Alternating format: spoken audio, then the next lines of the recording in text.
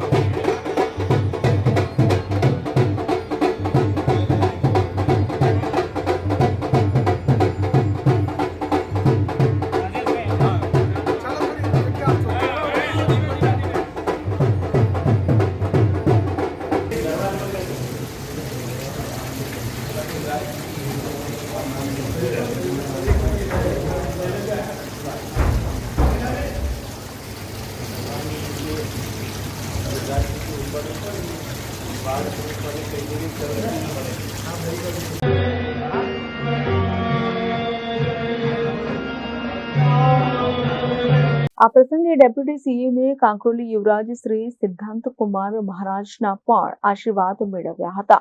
પૂજ્ય વાગીશ કુમાર સાથે કેશવ પ્રસાદ મૌર્ય દ્વારા રાષ્ટ્રનીતિ, ધર્મ અને હાલના પ્રવર્તી ઘટનાઓ વર્તે સુંદર માર્ગદર્શન મેળવ્યું હતું. આશીર્વાદ સ્વરૂપે ડોક્ટર વાગીશ કુમાર દ્વારા શ્રી પ્રભુની તસવીર અને મહાપ્રસાદી સાથે યુવરાજ સિદ્ધાંત કુમાર દ્વારા લિખિત પુસ્તક માસ્ટરિંગ ધ મિરરની પણ ભેટ આપી હતી.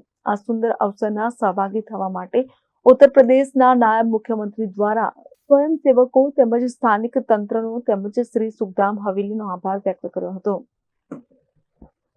Bureau report, nation plus news, Vadodara.